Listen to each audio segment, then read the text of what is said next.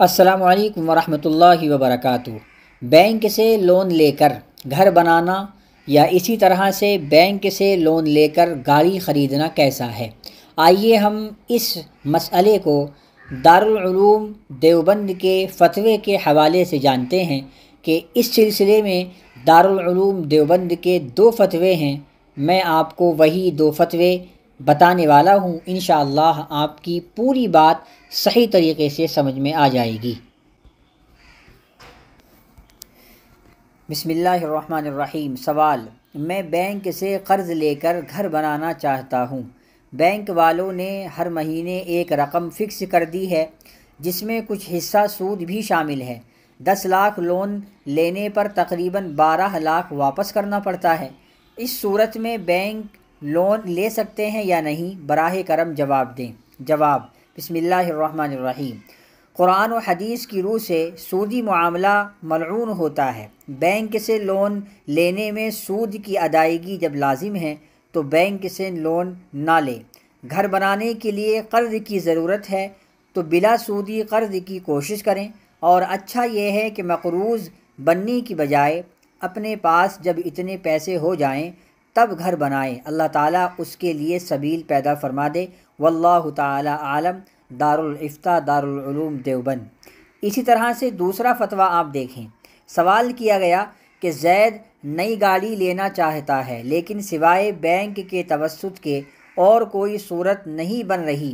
2 مرتبہ second hand لے کر تجربہ کیا لیکن دونوں دفعہ گاڑی میں کام نکل آیا، تو اب کیا زید کے لیے نئی گاڑی بینک کے توسط سے لینا درست ہوگی؟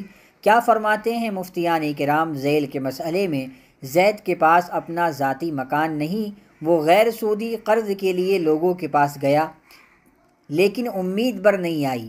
کسی نے انکار کیا تو کسی نے کہا کہ بھائی آج کے دور میں کس پر بھروسہ کریں، اب صرف بینک کا توسط بچتا ہے۔ کیا زید کے لیے بینک کے توسط سے گھر خریدنا جائز ہوگا؟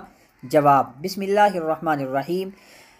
نمبر 1، بینک کے توسط سے گاڑی خریدنے کی صورت میں خرابی یہ ہے کہ بینک ایک مشت رقم کمپنی کو ادا کر کے پھر قسط وار مع سود کے رقم وصول کرتا ہے، اور اس طرح معاملہ کرنا شرعاً جائز نہیں، یہ سودی معاملہ ہے۔ البتہ اگر خود گاڑی کی کمپنی سے براہ راست ادھار کا معاملہ ہو جائے اور کمپنی نقد کے مقابلے میں کچھ زائد رقم لے کر قسطوں میں رقم وصول کرے بشرطے کہ مجلس عقد ہی میں ثمن اور مدت کی تعیین ہو جائے تو اس طور پر خرید و فروخت کی گنجائش ہوگی۔ نمبر 2، سودی قرض لینا حرام ہے۔ قرآن و حدیث میں اس پر سخت وعیدیں آئی ہیں۔